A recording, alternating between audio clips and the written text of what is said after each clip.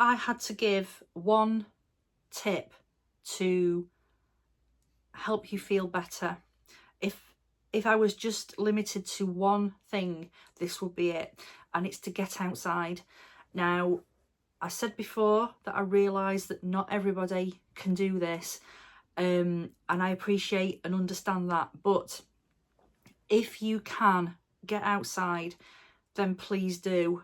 And when I say get outside, I don't necessarily mean going for a 18-mile yomp out in the Peak District. I don't mean, you know, having to physically go somewhere in order to get outside.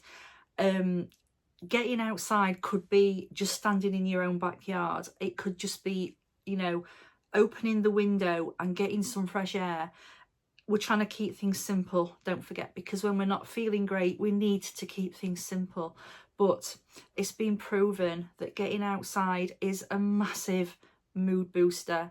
And earlier this morning, I was out in our local woodland, because this has been the first morning since, it must be almost 2 weeks since there has been any break in the cloud over most of the United Kingdom. There are some places in the UK that have had no measurable sunshine in November, and that is just, it's just mind-blowing. I know that we're in the darker months, but the gloom has been like nothing else. And this morning when I got up, I thought, oh, you know, there's a bit of a break in the cloud at last. It was just, the difference was unbelievable.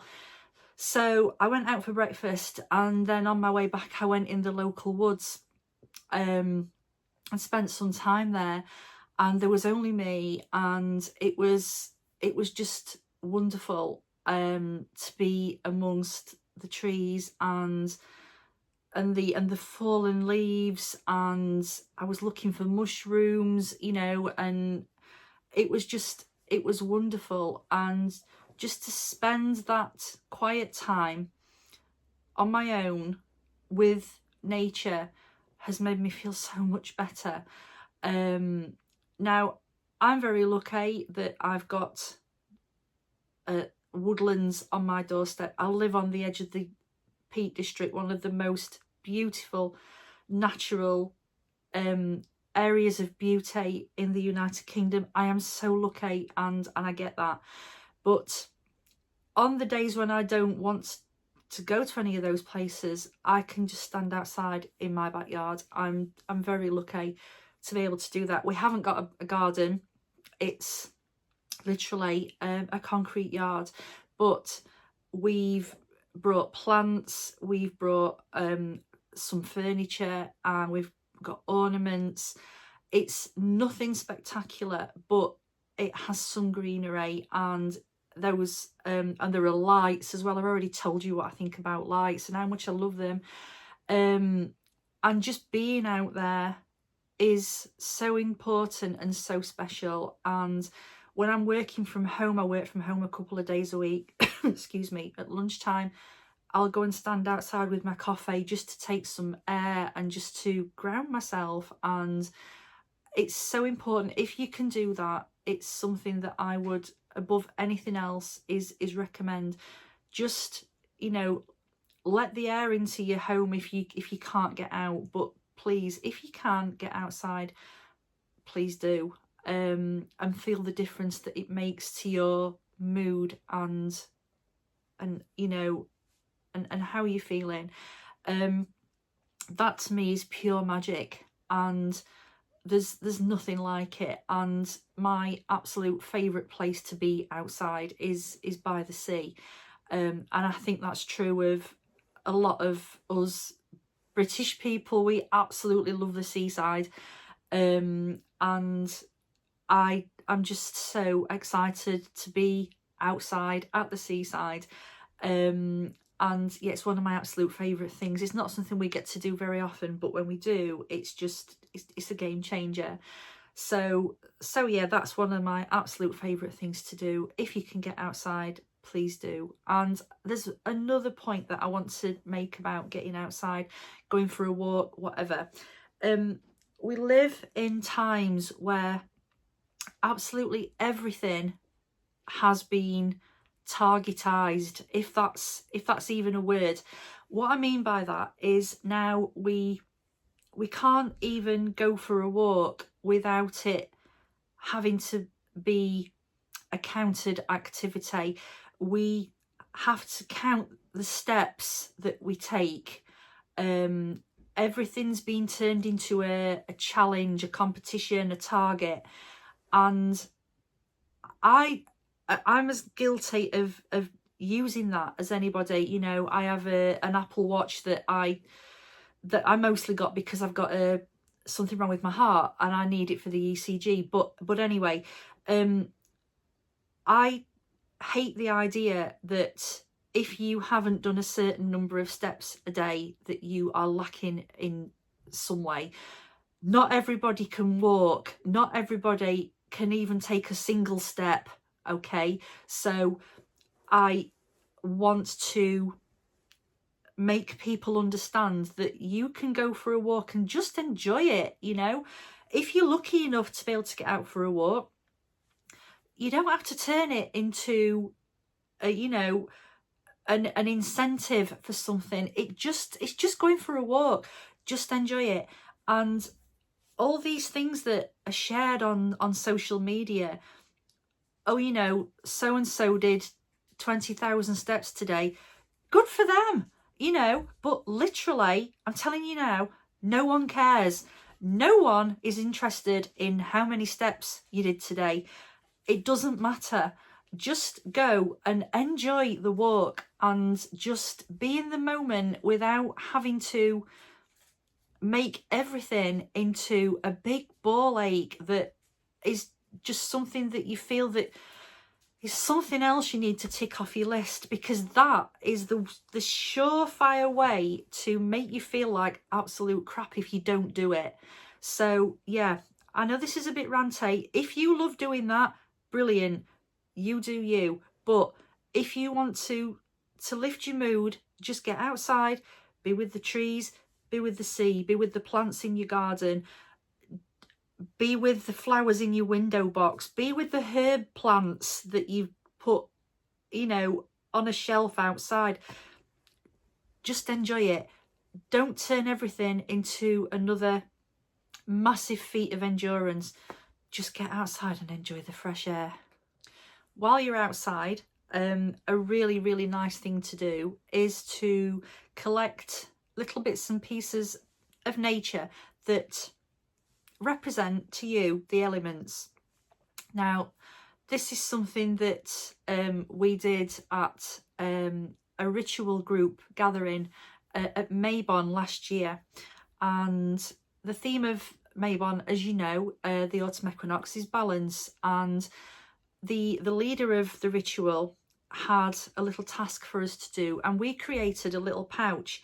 Hang on, I'll just get it. Just wait 1 second. Now, here it is. Here's the little pouch that we created. And what we did was, I'm not going to show you because this is mine and it's personal, but I will show you another one that I've made since. And each one of these items represents one of the 4 elements. So there's earth, air, fire and water in here. Now, the idea of this is that you carry this around. Now, I keep this in my little makeup bag that I have in my handbag, and the idea is that whenever you're feeling out of sorts or, you know, unbalanced and a little bit fractious, is that you hold this and you spend some time with it and think about what each of these things meant at the time that you put them in the bag. And I find this really helps because it helps me to bring my focus back into the moment and to ground myself and feel more at ease. Now, you can do this with whatever you want. You can choose whatever theme you want. You know, it could be items that you find energizing or calming. But I liked this because it's for balance. Now, the other one that I've actually made, and I'm going to put a little picture in of it here, is of items that I found in nature. And these, when I hold this particular bag or take these items out, I'm immediately taken back to that moment in time when I collected these things, and I find that that helps to lift my mood, make me feel more connected with nature. And if there's anything that you want to carry around with you like this, I mean, it seems fairly obvious to me that this is something that you do, but yeah, give it a go. As you're putting the items in, think about what they mean to you, and think about where you were when you got them, and how they make you feel. So yeah, have a go at that, and let me know in the comments if this is something that you're doing or have done, and about the items that you've put in there. I'd really love to know what you've included in this kind of thing. One of the major advantages of witchcraft, I think, is that it teaches you to be accountable to yourself and to understand yourself better. And I think that one of the most important things that it's taught me is to set my own boundaries and respect them. And I think that if our boundaries are crossed or disrespected, that's a surefire way to make us feel absolutely crap. And I think that by checking in occasionally with your boundaries and, you know, the things that you do and don't find acceptable, I think checking in with those occasionally and reassessing your boundaries is really, really important.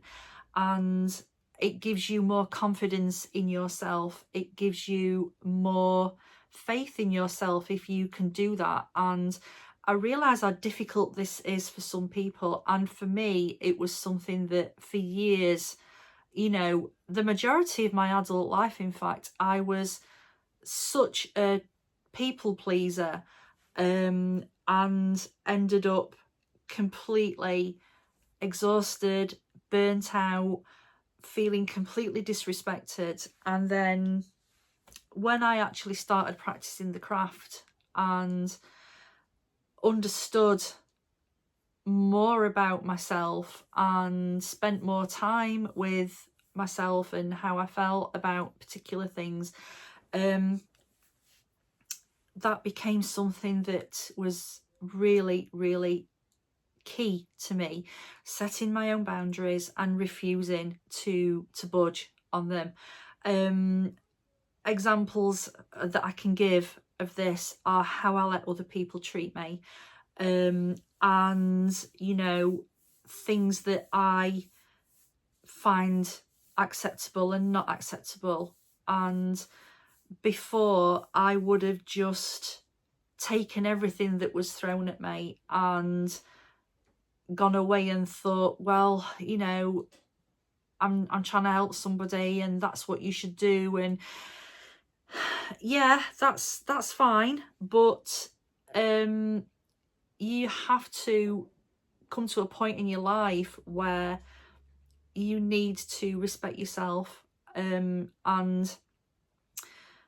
understand how valuable you are and how worthy you are and how you deserve to not be trodden all over.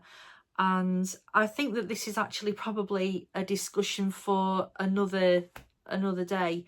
But yeah, check your boundaries and, you know, be aware of what actually makes you feel worse, and think about how you can set boundaries that will stop that from happening, or at least alleviate it from happening. I think that's really important. But as I say, I think it's a much bigger discussion for another time. But yeah, let's just keep that one in mind. I think it's very important to feel connected to where you live.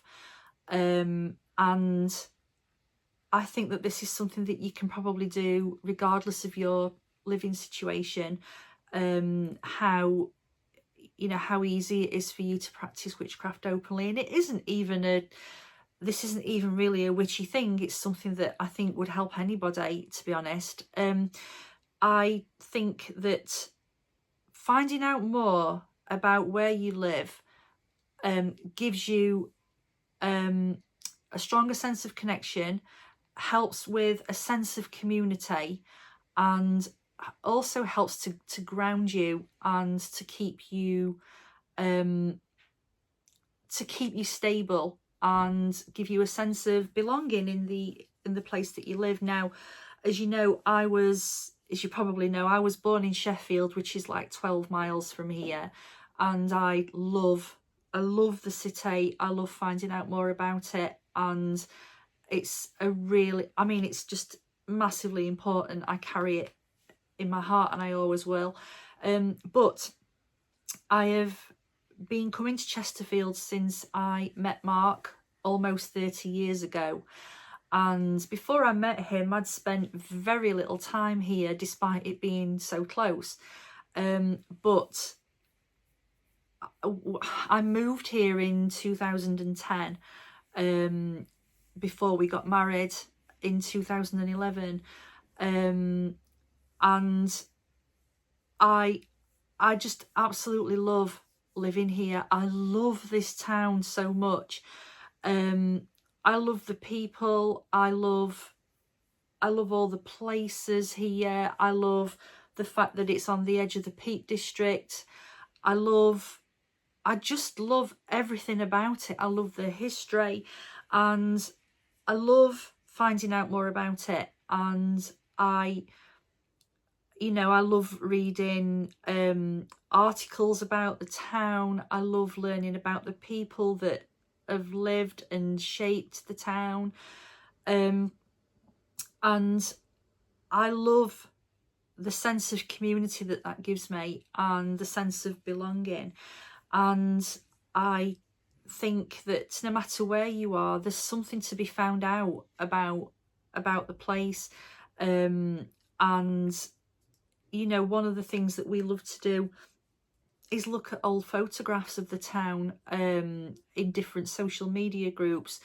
And Mark will point out to me, this was how this looked then, and this is where it is now. And it's just so interesting, and I really love that. And I'd tell anyone, wherever you live, try and find out a little bit more about the place that you live and that you're building your life in. And I think that when you're feeling down and you do something like that, it just gives you a greater sense of your place in the bigger picture. And that's one of the reasons that I took you on my tour of the General Cemetery in Sheffield just before Samhain, because to me that was a really important exercise in understanding my place in time, if you like, because I believe that you leave footprints in time behind you, and one day we'll all be part of our town's history.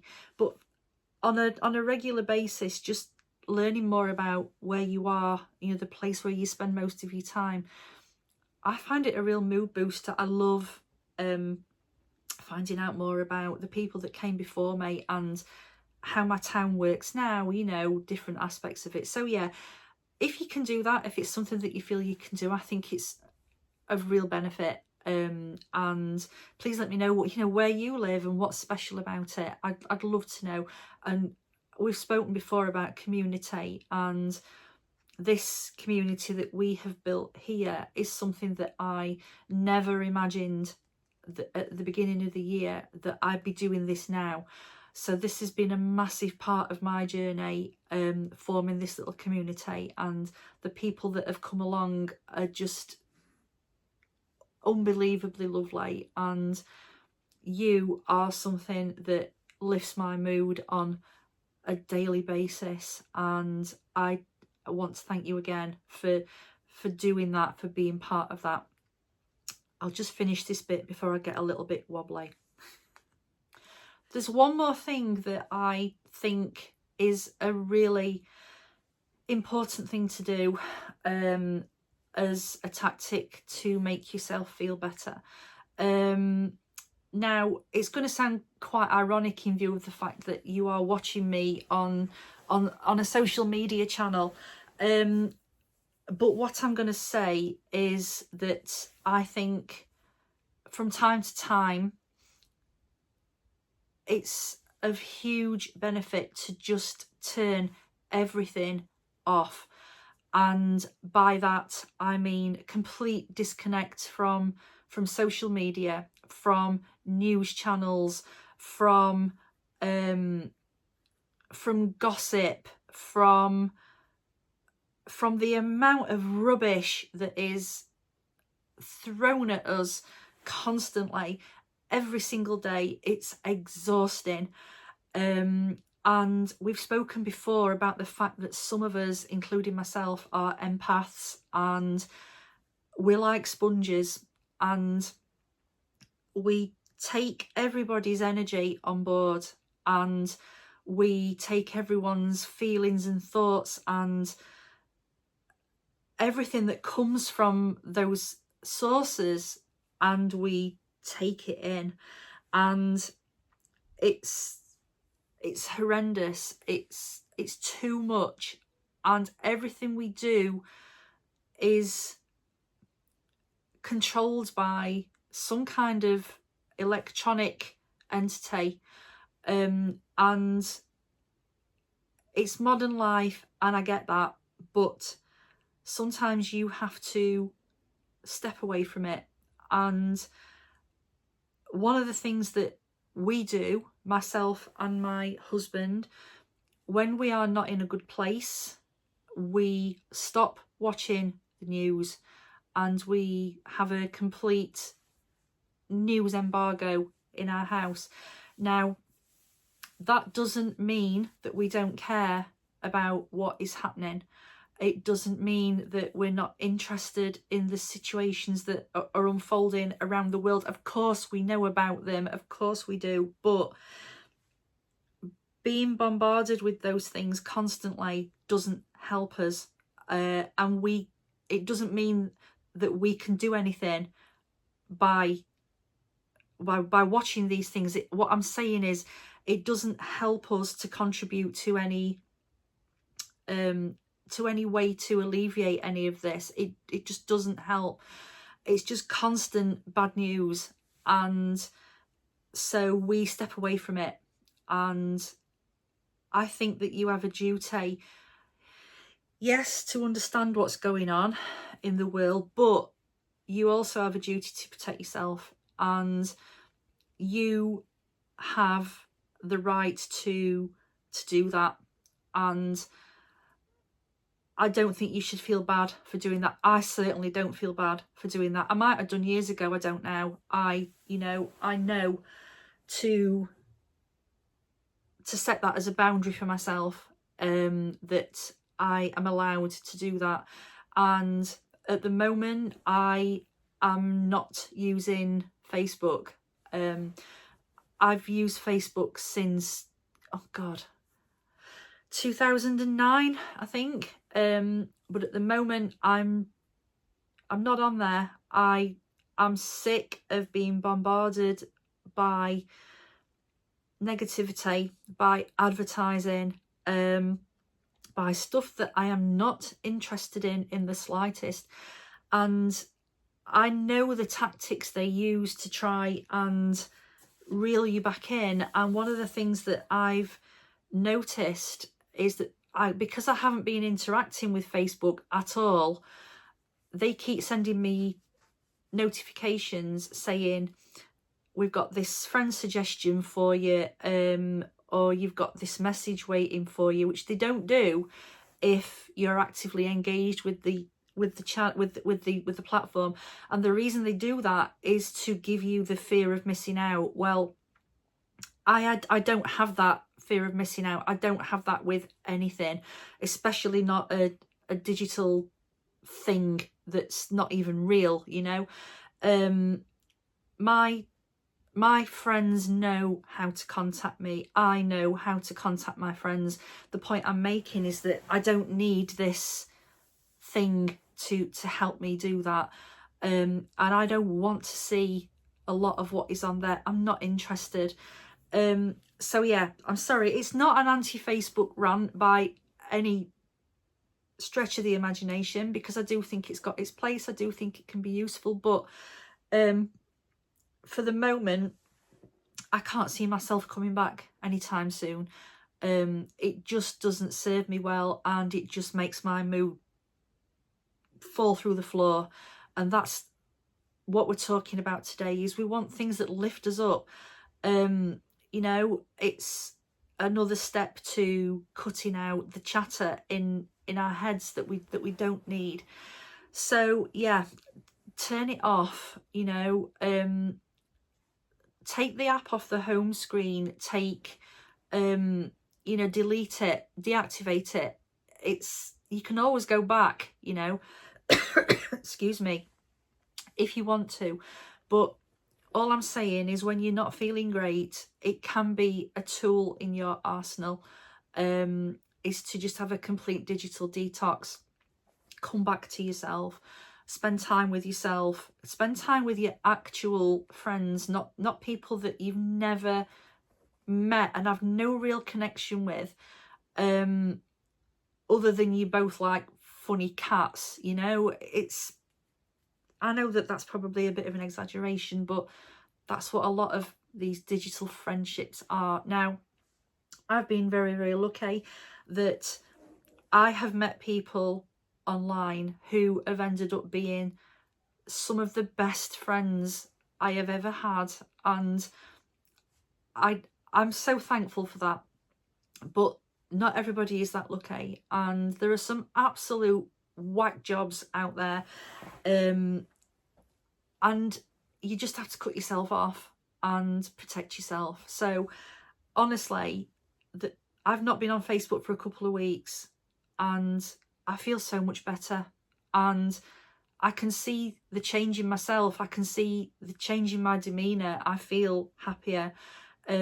So yeah, as I said, I realise that it's ironic that I'm talking to you on a social media platform, and then I'm telling you to ditch social media platforms. But yeah, just be mindful of what you're consuming and see the difference that it makes to your mood. It makes a huge difference.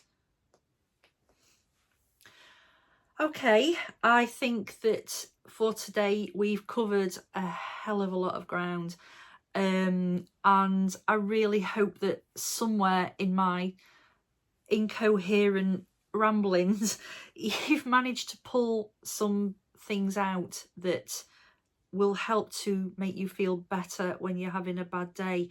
The key points I wanted to get across were that you can keep it simple. Whatever you do doesn't have to be complicated. It doesn't have to cost lots of money. It doesn't have to impress anybody but yourself. It doesn't have to be incentivized or targeted. It can just be because it's something that you enjoy. And it doesn't necessarily have to be a witchy thing. There are lots of mundane things you can do to lift your mood, and I'm not meaning to patronise anybody, and some of these things are probably things that you do all the time, but I was asked, you know, what do I do to make myself feel better? And these are the things that do. So I really hope that you've enjoyed listening to me waffle, and I hope that you've got something from it. And I'd absolutely love to know, what are the things that you do to lift your mood, make yourself feel better, and give you a little bit of joy, because that is what our lives should be about. And unfortunately for a lot of people at the moment, there's very little joy in life. So come on, let's pull through all this and bring each other up. We should be building each other up and being a community and helping each other through the dark times. So I want to say thank you so much for being here. And if you've enjoyed this video, I would love it if you would please give it a little thumbs up. And if you are new to my channel and like this kind of chatty excuse me, you know, going off at a tangent stuff, then I would love it if you would join our little community and subscribe to my channel.